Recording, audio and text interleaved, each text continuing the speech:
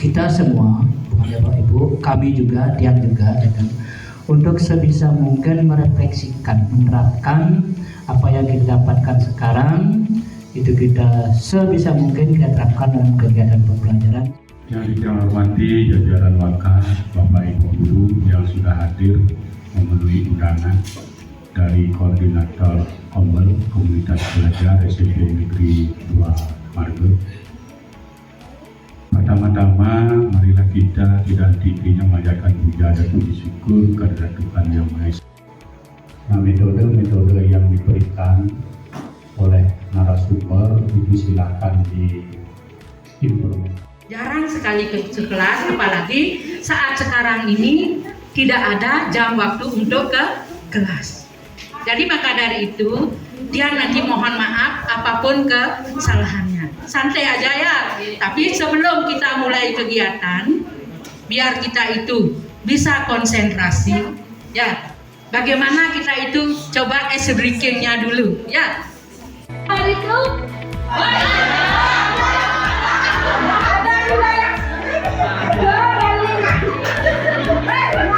Ya, kebalikannya sekarang ini.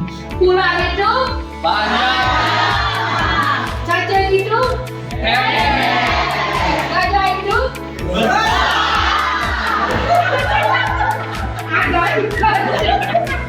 semua itu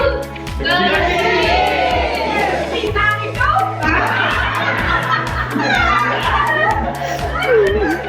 ya, coba kebalikannya sekarang. Ulang sekali lagi. Gajah itu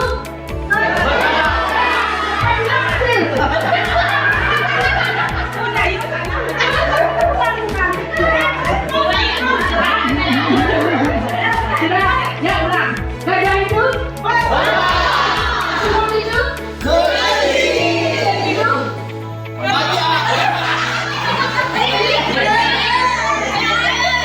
ular itu ya. Nah, pendidikan inklusi ini sekarang diwajibkan. Semua sekolah di Indonesia itu wajib menyelenggarakan pendidikan inklusi. Nah, oleh sebab itu, kita di SMP 2 Margo juga harus menjalankan pendidikan ini. Tetapi kita di SMP Negeri 2 Margo dari dulu sudah menjalankan ini. Sebelum diwajibkan oleh pemerintah, kita di sekolah ini sudah menjalankan pendidikan inklusi. Mungkin kalau kita berpikir pendidikan inklusi itu orang yang cacat aja ya, orang yang tidak bisa jalan masuk, gitu, orang yang buta, itu tidak.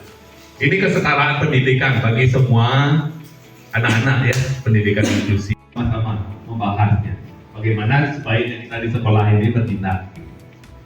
Nah, pertama nanti kita bahas tentang konsep dasar pendidikan inklusif. Kemudian ada prinsip penyelenggaraan pendidikan inklusif, kemudian landasan pendidikan inklusif, bentuk layanan pendidikan inklusif, sekolah inklusif, dan identifikasi karakteristik PDBK. Mungkin ada yang pernah dengar Bapak Ibu PDBK? PDBK itu singkatan peserta didik berkebutuhan khusus. Jadi peserta didik berkebutuhan khusus.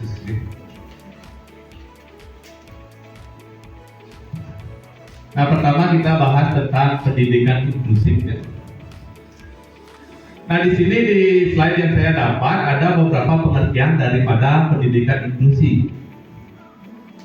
Yang pertama itu pendidikan inklusi merupakan pendekatan pendidikan yang bertujuan untuk menyediakan akses yang setara bagi semua peserta didik, termasuk anak-anak dengan kebutuhan khusus atau ABK, dalam sistem pendidikan yang sama, artinya sistem pendidikan reguler, bukan di sekolah SMP, tanpa diskriminasi. Nah, di sini kebetulan ya, sebelum saya ditugaskan mengikuti pelatihan ini, saya mengikuti pelatihan di PMM. Kebetulan sekali ini, saya mengikuti pelatihan di PMM, saya buka inklusinya, dan saya baru menyelesaikan satu modul. Saya sudah dapat surat keterangannya ya, hasil nyatanya belum diverifikasi. Saya mempelajari tentang keberagaman individu di sana. Dan kebetulan setelah dapat sertifikat, ayah tunayanya nge-WA dia, disuruh pelatihan inklusi. Oh, kebetulan sekali gitu. Jadi langsung saya terima. Nanti Bapak Ibu juga bisa belajar di PMM-nya tentang inklusi.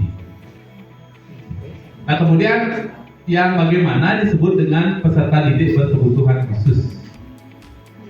Nah, menurut Undang-Undang Republik Indonesia Nomor 20 Tahun 2003 tentang Sistem Pendidikan Nasional, Pasal 5 Ayat 2, 3, dan 4 itu menyebutkan anak berkebutuhan khusus sebagai anak yang memiliki kelainan fisik, kelainan emosional, mental, intelektual, dan juga sosial. Jadi mungkin kesetaraan sosial juga termasuk di sini ya. Kemudian yang kedua, anak yang memiliki potensi kecerdasan dan bakat istimewa. Itu disingkatnya CIBI ya. CIBI itu cerdas istimewa, berbakat istimewa. Kemudian yang ketiga, anak di daerah terpencil atau terbelakang serta masyarakat adat yang terpencil, sehingga mereka semua berhak memperoleh pendidikan layanan khusus.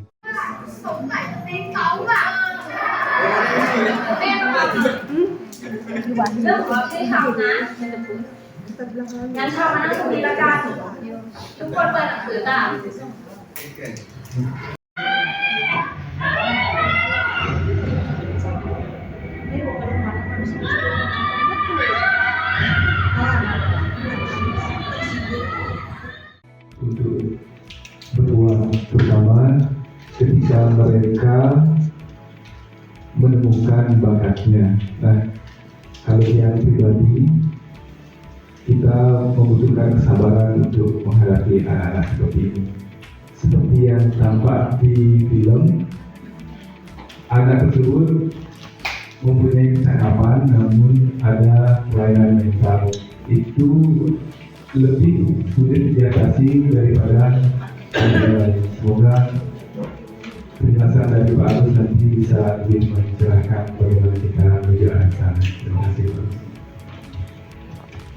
Dari video tersebut, di sana ada seorang guru yang mampu ya mengarahkan Saul itu. Jadi dia dari awal dia mendiagnostik, oh si Saul ini dia punya kelemahan, punya hambatan dalam belajarnya. Jadi dia berusaha untuk mengatasi atau menanggulangi hambatannya tersebut. Nah, ketika ibu gurunya itu mengikuti pelatihan, maka di kelas digantikan oleh guru lain. Bagaimana reaksinya si Saul? Kan dia ngamuk di kelasnya, ya. Karena gurunya yang satunya itu belum memahami apa hambatan dari si Saul. Nah, jadi pentingnya kita memahami hambatan dari peserta didik ya. Jika kita memahami hambatan dari peserta didik, kita akan mampu mencari solusi dari hambatan tersebut. Ketika anak inklusi itu mampu kita pecahkan solusinya, kita carikan solusi, kita bisa mengarahkan dia mencapai cita-citanya, apa yang dicita-citakannya. Dan kelas umum yang namanya kata kuncinya kan sederhana, bisa belajar, harapannya bisa mengikuti dan berproses ya. Dengan kebijakan pemerintah yang sekarang sepertinya kita itu tidak bisa berkelit bahwa kita memang harus menyelenggarakan yang namanya proses pendidikan inklusi, terlepas dari bisa atau tidaknya kita secara pribadi. Nanti sana kan bisa dia mengikuti proses pembelajaran, cuman kita di guru ini perlu nanti kita lanjut, mudah-mudahan yang terketuk tadi apa yang disampaikan oleh Pak Agus, yang mudah-mudahan nanti ada slot di kelas 1 kali di bulan Juni yang kita gali nanti permasalahan yang memang esensial yang perlu kita tangani, karena kita punya modal. Di sana ada Wahyu, kemudian sudah tamat nanti IQ-nya paling tinggi 125 waktu itu, waktu dia SMP. Dia yang tertinggi, tapi dia tidak pernah dapat juara sama sekali. Yang dapat juara itu yang dari mana tuh sekarang kerja di Petronas sekarang, tapi IQ-nya rata-rata, ya. Cuma istilah Balinya sedang belajar. Yang IQ tinggi ini boleh dibilang sedang belajar. Tapi kalau dia dapat belajar, kita belajar hanya 1 jam 4 menit, dia itu 15 menit saja sudah dapat gitu. Tetap macam kita tidak. Tapi tidak dilatih, dikembangkan. Nah, di samping juga faktor dari kita untuk mengembangkan bakat siswa tersebut, kita sebagai guru bisa mengangkat potensi-potensi dari anak didik kita yang punya kecerdasan istimewa ini. Terima kasih Pak. Penempatan yang sifatnya permanen, ada yang sifatnya temporary ya, atau sementara. Kalau yang permanen itu yang sudah didiagnosis oleh dokter, sudah ada autis, ADHD dan yang lain, itu yang permanen. Kalau seperti Werkudara itu mungkin yang lihat hambatannya masih temporary, masih sementara. Mungkin karena dia itu tidak mendapat motivasi untuk belajar, tidak mendapat mungkin lingkungan sosialnya juga tidak mendukung gitu. Kalau kita di sekolah mampu memberikan itu, memberikan dia motivasi, mampu menciptakan lingkungan yang bagus untuk dia, mungkin dia bisa menjadi orang yang unggul. Nah seperti itu mungkin ya. Tapi kalau dulu memang di Kabupaten Tabanan itu yang ditunjuk adalah sekolah SMP Negeri 1 Kediri sebagai sekolah pendidikan inklusif. Tetapi saat pelatihan waktu ini bahwa semua sekolah itu adalah merupakan sebagai sekolah inklusi. Karena apa? Waktu pelatihan ini masing-masing sekolah di Kabupaten Tabanan itu sudah dikirim 2 orang, salah satunya 1 guru BK dan 1 dari kurikulum. Itulah sekarang yang dianggap sebagai guru pendamping khusus di sekolah masing-masing. Itu yang pertama. Urut pendapat sedikit seperti kata Pak Agus tadi, Agus Sanjaya, mungkin benar kita harus perlu ada waktu khusus untuk mengajar anak-anak yang tidak bisa membaca, tidak bisa menulis, dan ada anak yang juga tidak mengenal angka, huruf, angka. Mereka cuma tahunya angka 1 sampai 10. Angka selanjutnya itu ada. Lemes. Apalagi siswanya jam istirahatnya diambil untuk dibimbing. Gimana perasaan mereka? Nah untuk itu seperti apa yang disampaikan tadi oleh Pak Agus dan Bu Dayu, marilah kita carikan hari atau 1 hari aja. Apakah hari Sabtu, hari Senin dan sebagainya. Luangkan 1 jam untuk membimbing mereka. Jangan kita mengambil jam istirahatnya. Nah itu aja yang bisa yang sampaikan. Sekian dan terima kasih.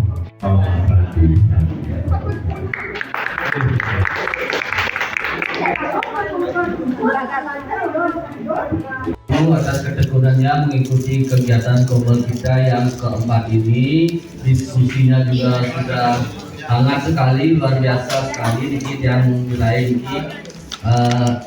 Dan kedepannya kita supaya bisa memunculkan ide-ide ya dari berbagai praktek ini, ide-ide baik untuk kemajuan sekolah kita bersama.